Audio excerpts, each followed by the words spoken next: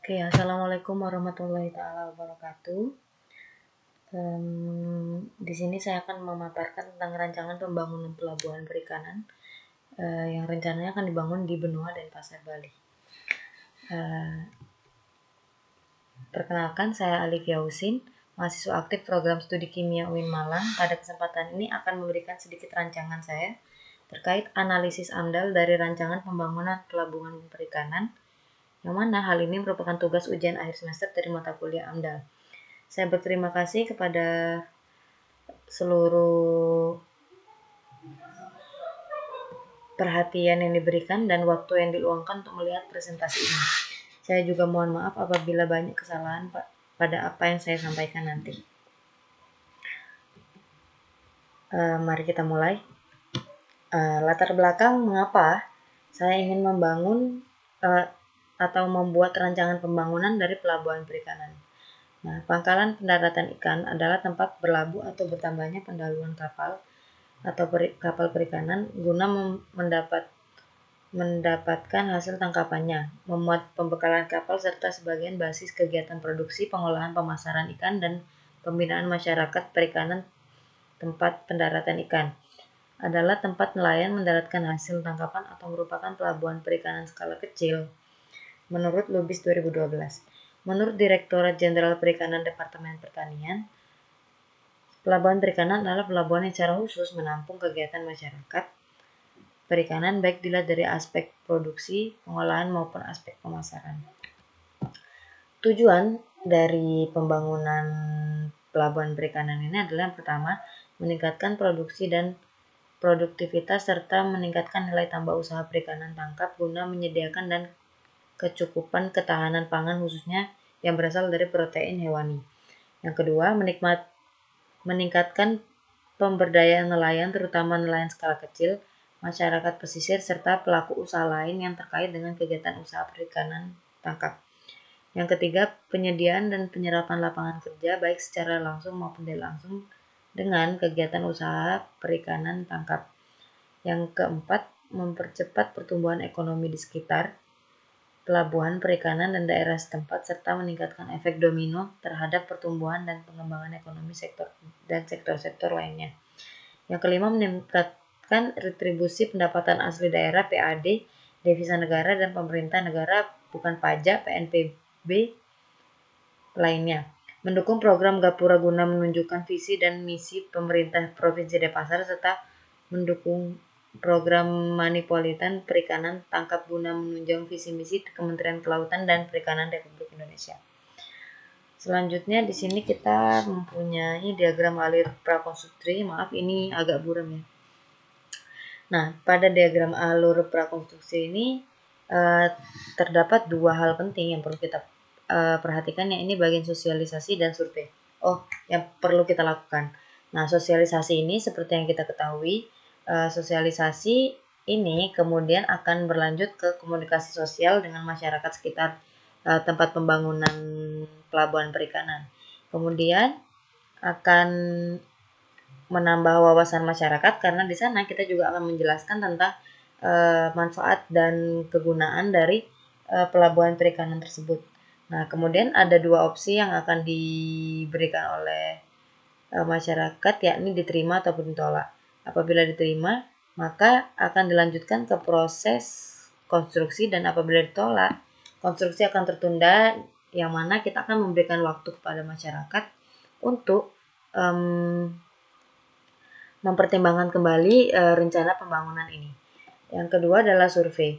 Nah, survei ini sangat penting karena kita harus melihat kondisi lokasi, kemudian kemungkinan-kemungkinan. Yang pertama di sini ada spekulasi. Spekulasi yang timbul ketika kita survei ini adalah menimbulkan peluang usaha untuk masyarakat di sekitar tempat pembangunan pelabuhan atau di luar dari tempat pembangunan pelabuhan perikanan. Kemudian kenaikan pendapatan masyarakat.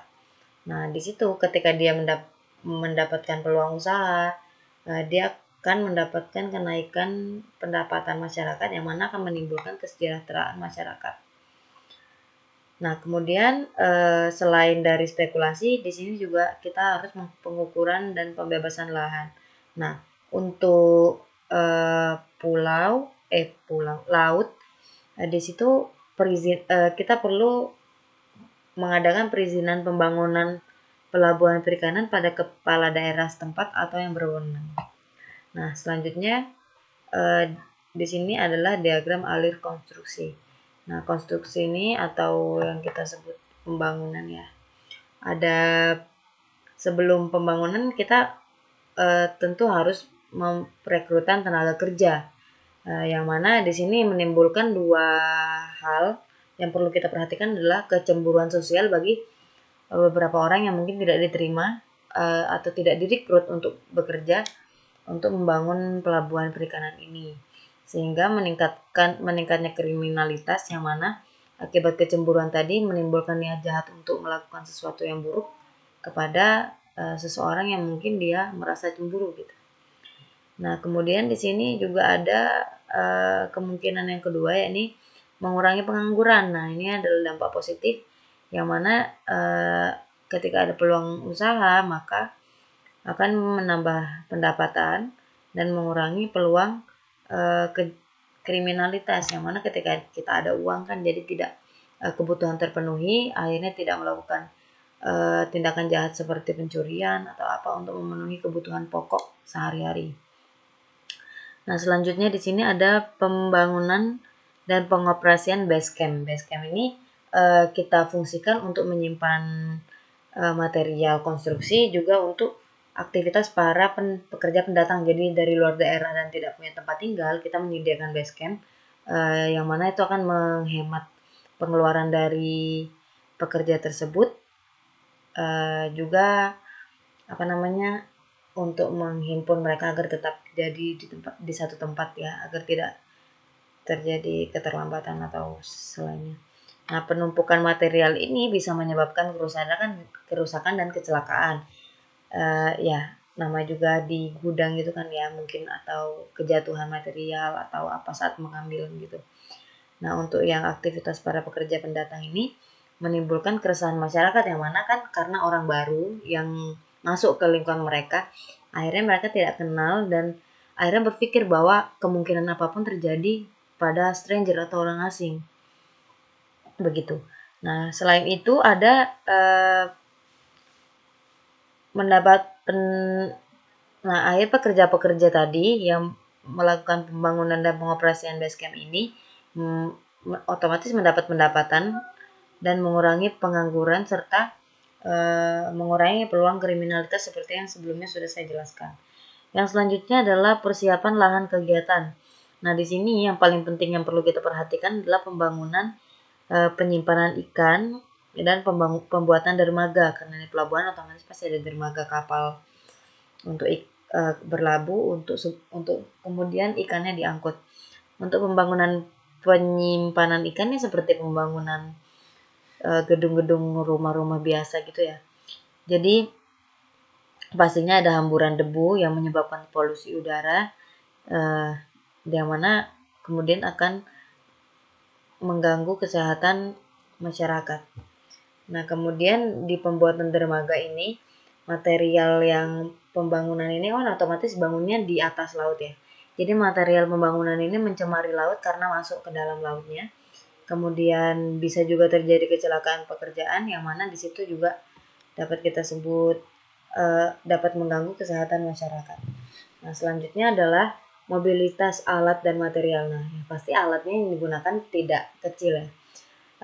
Pasti alat-alat besar, yang mana di sini juga menimbulkan hamburan debu, yang mana juga menimbulkan polusi udara, juga menimbulkan kemacetan akibat besarnya kendaraan yang alat dan material yang digunakan.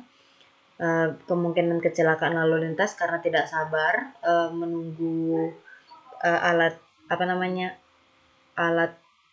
besar itu melaju, akhirnya buru-buru gitu kan. Jadi mungkin akan terjadi kecelakaan lalu lintas karena tidak kondusif dan akibat kemacetan tadi. Kemudian kebisingan dan getaran. Nah, 3 faktor ini mengganggu aktivitas dan kesehatan masyarakat. Selain mengganggu berjalannya konstruksi, juga mengganggu kesehatan masyarakat. Nah, setelah konstruksi selesai, kita ada namanya operasi. Nah, operasi ini ya pasca, biasa kita sebut juga sebagai pasca konstruksi, yang mana di sini ada 3 hal, yakni peluang usaha, pemeliharaan yang sudah kita bangun tadi, dan operasional.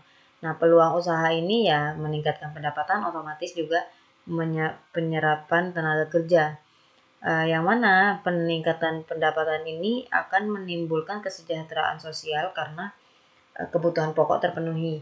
Kemudian penyerapan tenaga kerja ini akan menimbulkan relasi. Jadi kita ada relasi yang banyak, dari sebelumnya tidak kenal dengan si A, kemudian akhirnya kenal dengan si A, B, C, D.